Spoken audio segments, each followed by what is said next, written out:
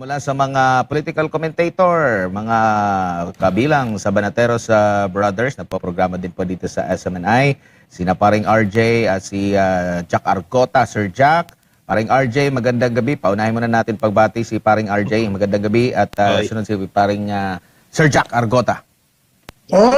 Magandang gabi sa inyo mga partner at sana okay pa rin dyan sa Pilipinas ngayon. Opo. Kami okay naman. Actually, may regalo ko sa inyo Pag-uwi namin, may regalo kami sa inyo. Oo. Gusto niyo makita? Baka hanapin na naman yan ng tinutuluyan nyo, ha? Meron akong regalo para sa inyo. Ilan ba Baka kayo bawal ba? ilabas yan. Baka bawal ilabas yan. Diyan lang yan. Oo. Ayun nga eh, baka hanapin yan. Pero Kili, kasi dunahin ko lang si paring RJ.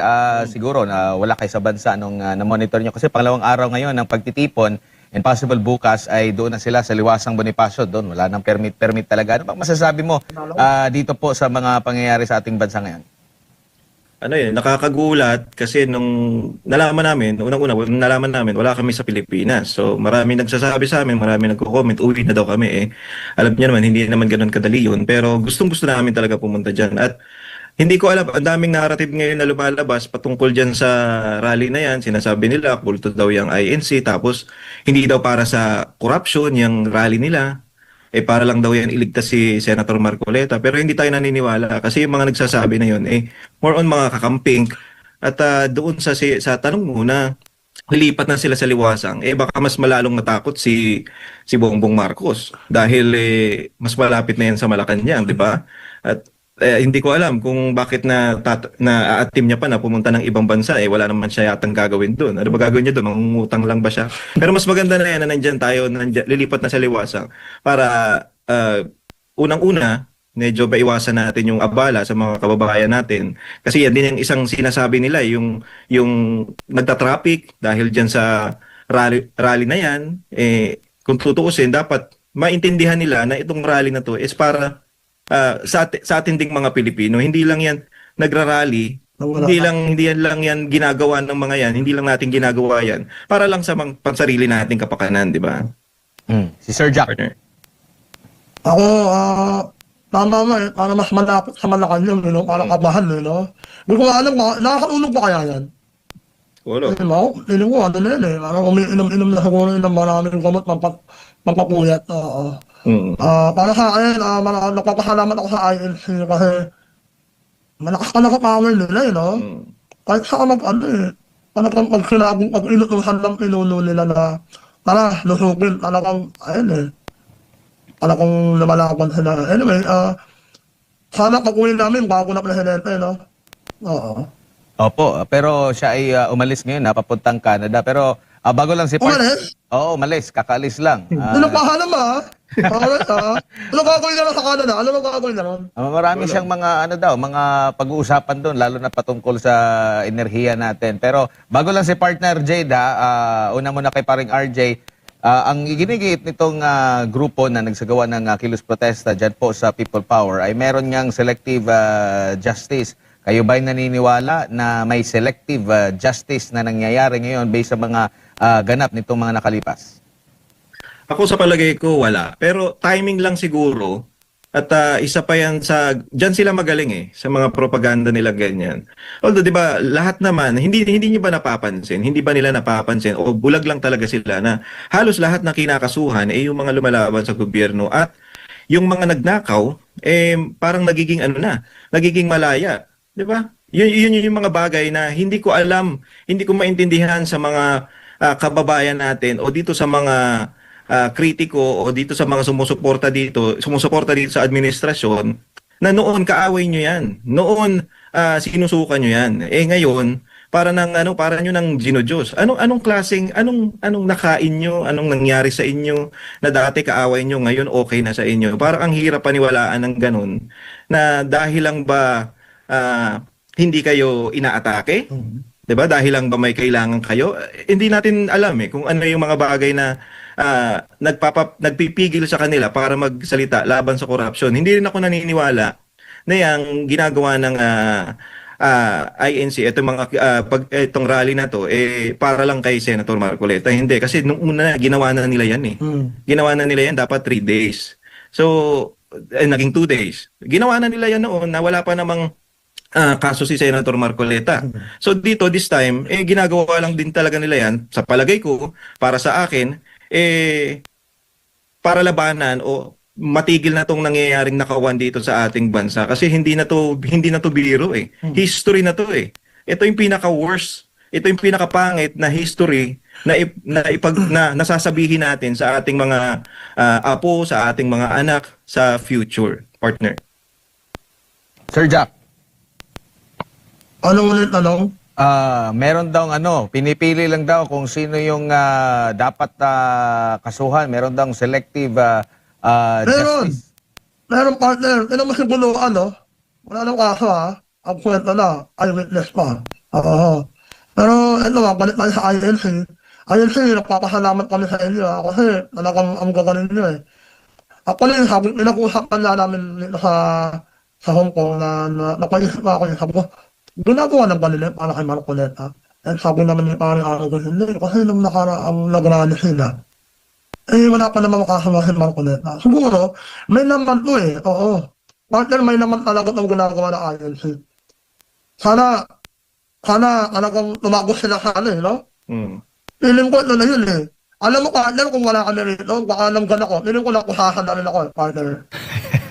Opo. Pero, yung ganun talaga, wala namang nagsabi sa amin na magkakaroon ng surprise rally, gano'n. Pero anyway, napapasalamat talaga kami sa INC. INC, continue kami kasi yung KOGC namin, pinasok oo. Opo. Continue kami, okay? Nakasupport na kami sa inyo.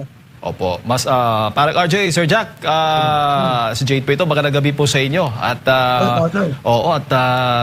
kitang-kita po namin sa inyong mga vlog na talagang masaya kayo diyan sa Masaya kami. Hong Kong, China at maging doon sa China. Alam ko marami kayong nakakausap. Kumusta naman yung mga OFW natin? Mga kababayan natin, ano yung mga nakukuha ninyong pulso nila? Ano yung mga sentimiento nila hinggil sa mga nangyayari ngayon dito sa ating bansa? Siguro kay Sir Jack. Ako ni partner, ako ni yung kahapon, kararating lang namin ng Hong Kong nito kahapon Ako ni yung mga nakasalubong namin Pilipino, sila, lalo na kanina umaga, sa kayogin sila program. Grabe, sabi nga nila kung may pamahain naman sila, uuwi sila para makisama sila nito sa liwasam, sa EDSA.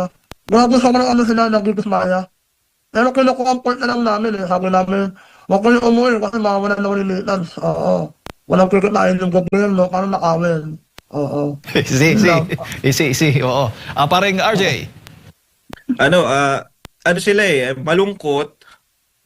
Hindi mo maintindihan yung nararamdaman nila kasi unang-una, hindi naman dahil nasa ibang bansa sila, hindi naman dahil dito sila nagtatrabaho, OFW sila, hindi nila mahal yung Pilipinas. Kumbaga, arang mas apektado pa sila sa nangyayari kaysa sa ating mga nandyan. Kasi unang-una, malayo sila sa pamilya nila. Iniisip din nila yung mga kababayan natin na ano na bang nangyayari sa Pilipinas? Ganun yung tanong nila. Ano na bang nangyayari sa Pilipinas? May pag-asa pa ba tayo, mga banateros? Meron pa ba tayong nakikitang liwanag na magbabago pa sa ating bayan? O hahayaan na lang ba natin to? O mananatili na lang ba ganito ang bansa natin? Hindi na ba natin kayang ayusin? O hindi na ba magbabago? Kasi may mga frustrated na nagsasabi din, bakit hindi pa daw kumikilos si VP Sara? Alam nyo kasi, ito paliwanag ko lang sa inyo, lalo-lalo na dyan sa mga kababayan natin na nasa comment section, hindi naman, yung mga Duterte, may delikadesa po yung mga yan. Hindi yan kagaya ng ibang politiko na may makakita ng opportunity, susunggaban nila. Ayaw ni VP Sara, ilang beses niya na rin sinabi yan, ayaw niya na magmumukha siyang inagaw niya yung pwesto. 'Di ba? Ayaw niyang masabihan siya na nang agaw lang ng pwesto. Ganon din naman si PRRD noon. Ayaw niya yung kay Lenny nga 'di ba? Yung panahon ni PRRD na sinabi niya na bakit nyo ini-impeach yan? Bakit nyo gusto i-impeach yan? Halal ng taong bayan yan. So, etong mga Duterte kasi may delikadesa yan. Ayaw nilang masasabihan sila na kaya ka naging presidente, kaya ka napunta sa posisyon na yan, dahil lang sablay yung presidenteng umupo. Ayaw niya ng ganun. Kailangan, alam naman natin, yan si VP Sara, abogado rin yan. At gusto niya, yung nasa constitution, yun pa rin yung masusunod. Kaya nga yung mga kababayan natin dito sa ibang bansa na parang naiiyak, nalulungkot, sinasabihan namin, tiis lang, may awa naman ng Panginoon May awa ang Diyos sa atin. Na yung pinakita yung pinakita sa atin, yung pinakita nito ng Panginoon sa atin, ito binunyag niya lang kung sino yung mga politiko na walang kwenta, kung sino yung mga politiko na talagang hindi na dapat nating iboto sa mga susunod pang eleksyon. So kailangan manatili tayo doon at tingnan natin kung sino yung mga politikong ginigipit ngayon, yun yung kailangan nating suportahan, mga partner. Opo, parang RJ, Sir Jack, ito ba yung first time nyo lamang na nakapunta dyan sa Hong Kong at sa China? Ako sa China, first time ko, pero sa Hong Kong, naman beses na to. Si parang RJ? Ako sa first time ko to kasi Opo. sa sa Malaysia ako nagpunta. Opo, tinanong ko yan kasi gaano ba kalaki yung agwat o ikukumpara ninyo yung buhay Ay, na ako nandyan sa China dito sa Pilipinas? Partner ako sasagot na lang. Ako, mahaba ito, partner. Para Go ahead, go ahead, sir. Para sa mga mamamayang Pilipino na nanonood dito. Ito, Guangzhou pa lang yung una namin minutahan, Guangzhou. Mga partner, Guangzhou namin ano grabe yung skyscraper yung mga tower doon, partner. Kahit ako namamangha, marami akong iakulog ko pa lang marami akong video. Partner, ang sabi sa amin ng mga locals, mga Chinese, sabi, tinanong ko is Guangzhou is, sa Tagalog, ang Guangzhou ba ay, pinakamayamang city? Sabi nila, hindi na city yan. Province pa lang yan. Sabi ko, ha? Province pa lang yan, pero sobrang yaman. Meron silang bullet train, anak ng airport, di ba? Sobrang laki. Alam mo ba, ito pa sa Guangzhou pa lang to, ito, Guangzhou pa lang to. Yung Guangzhou airport pala, isa sa pinakamalaking international airport sa mundo. Alam mo ba, partner, nung bumaba kami ng aeroplano, kagaya sa Naiya Terminal 3, pag bumaba ka ron, susundin ka ng bus. Tapos, papasok ka na sa mismong parang airport mismo sa terminal. Doon magbaba namin ng bus, ay ng aeroplano, sinakay kami ng bus. Halos 30 minutes na kayo bago makarating, no? Wala naman traffic. Ganun kalaki yung, nila. Parang isang BGC. Oo, laki talaga ng airport nila, sobra. Pero, ganun pa man, nakaka-great partner, pero hindi ako nawawala ng pag-asa na balang araw, magiging maunlap din tayo. Sa ngayon, nakaka-great talagang, mo, partner, pinapost ko lahat ng nakikita ko para makumpara at para maging inspirasyon natin. Di ba? Sana yung mga politician, yung mga ninunuknok natin, akala natin, kaya na, ako, ginoknok ko si Marcos oo, kasi nanon kay Sara. Akala ko si Matilo oo. Akala ko papapatuloy yung silimunan niya, yung mga programang maraming highway, kasi partner, totoo naman na sinabi niya, na pag marami kang highway, especially sa Manila, di ba? Pag mabilis ang transportasyon mo, mabilis ang pera. Di ba? Mabilis ang trabaho. Eh ngayon, ito mo, pinakayaan niya. Di ba? Pati yung natin, subway. Grabe naman si Bongbong Marcos. Oo. Yun lang sana, mga boss, mga partner, mga kababayan ko, huwag kayo mawala ng kakasan, naniniwala ko yan. Okay? Pinaparusahan lang tayo. Ngayon, kasi maraming kasalanan. Oo, makasalanan kasi tayo Oo. Ikaw naman, ano masasabi mo? Partner, ano pa lang yan? Nagwamuso pa lang yan, Wala pa tayo sa Shanghai. Siguro wag ko na yung para yung Shanghai kaya Beijing kasi malayo Oo. Partner, para tayo yung 30 years yung agwat. Oo. Kumaga sila, nasa robot na, tayo pa rin, analog. Oo. Parang RJ. Ang una-una ko napansin dito is, syempre bago kami umalis, kailangan ready kami. Unang-una ready kami dun sa cashless. Alam niyo malaking bagay yung cashless Hindi ewan ko sa alam niyo malaking bagay yung cashless Hindi ewan ko sa hindi ko maintindihan kung bakit ayaw natin i-adapt yung mga technology na kailangan natin ngayon. 'Di ba? Kasi unang-una bigyan ko lang kayo ng example Yung cashless, iwas yan sa kupitan. Iwas sa kupitan. Iwas din yan sa holdapan. Kasi wala ka nang dalang pera. Cellphone na lang ang hawak mo. Hindi ko alam kung gaano pa katagal bago natin ma-adapt yan. Biruin mo mga partner, yung nagtitinda lang ng mga sa Tiangge, yung sa maliliit na nakalatag lang. May QR code, no? Meron silang QR code. Ngayon, ang point ko, bakit hindi nyo buksan yung mga mata ninyo? Lalo na dyan sa mga lagi nagsasabi na tuta ng China. Hindi lang naman sa hindi lang naman to about China, hindi lang naman to about China, Philippines. Hindi, halos buong mundo nag-a-adapt na sa modernisasyon. Pero tayo, bakit nahuhuli pa rin tayo? Ang iniisip pa rin natin yung nangyayari o yung problema pa rin natin yung politika. Samantalang sila, ang pinoproblema na lang nila, paano ako makakapasok? Traffic ba ngayon? 'Di ba? Gano'n na lang iniisip nila. Hindi sila nag-iisip na ano bang kakainin natin mamaya? Ano bang nangyayari na sa politika ngayon? Ano bang kakainin natin sa mga susunod na araw? Kanino ba tayo mangungutang? Yun yung nagiging problema sa atin sa Pilipinas. Samantalang yung ibang bansa, ang pinoproblema na nila, paano na sila mag-i-improve pa? Paano nila mapapalago pa yung mga lugar nila? Ang galing, mabubuksan yung mata mo pag pumunta ka sa ibang bansa. Hindi lang, kahit hindi sa China ha, pumunta kayo ng Japan, pumunta kayo ng Dubai, pumunta kayo ng Malaysia, mabubuksan yung mata niyo doon. Ha, hindi lang sinasabi natin na okay ang China, hindi lang China ang okay. Halos buong mundo okay, tayo na lang ang hindi. Yung partner. Partner, partner. Sige po, Sir Jack. Papahabol ko lang. Alam mo ba yung mga Chinese, sobrang maparaan. Alam mo ba, maparaan. Ang bullet ng game. Diba, from Shanghai na Belgium. Partner, ang daming windmill. Hindi lang po, nasa 2,000 windmill, partner. Oo, tapos ang dami nilang solar. Lahat pa rito sa China, mga partner. Mga boss na mga nanonood, sa mga hindi pa nakakapunta sa China.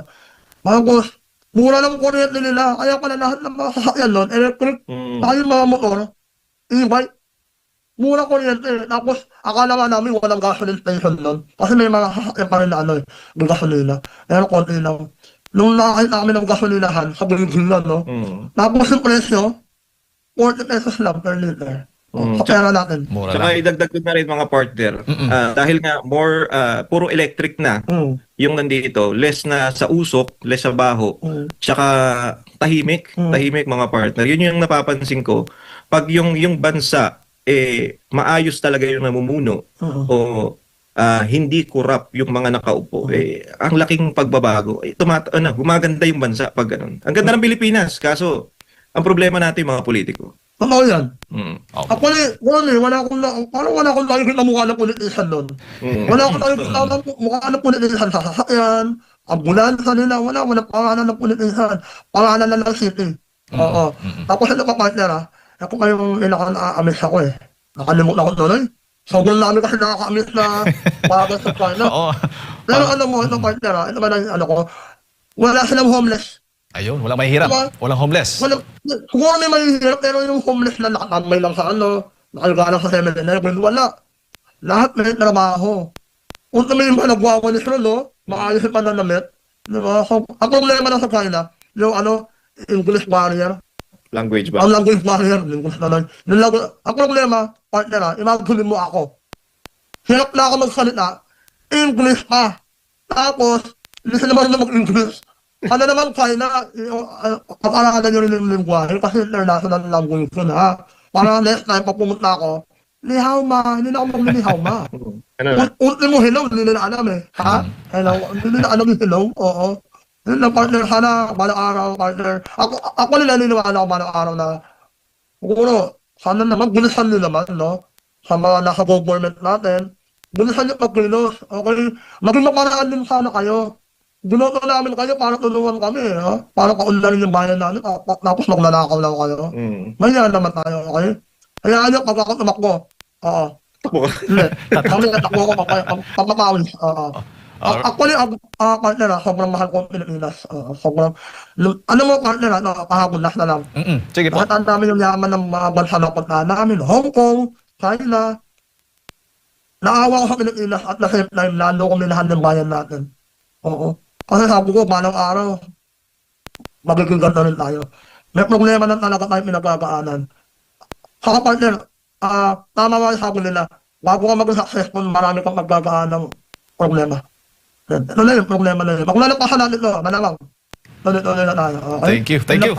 Oo po. Maraming salamat po Sir Jack at paring RJ sa inyong pong oras at sa pagbibigay po ng inyong experiences, ang inyong mga nakita at na tunghayan dyan sa lugar. Actually, marami pa partner Marami pa. pero Ikukwento ko na lang sa personal o kaya Yun. sa boss po ko. Ayun. Alright. Marami nagabang po sa inyo. Oo. Thank you po. Ayan po si paring Maraming RJ. salamat mga at- partner. Mag-iingat kayo ha. Opo, ingat din po kayo. Ayan. Ayan, ingat sila sa inyo. Paring RJ at Sir Jack Argota, nakasama po natin. Samantala, sa masandaling ito,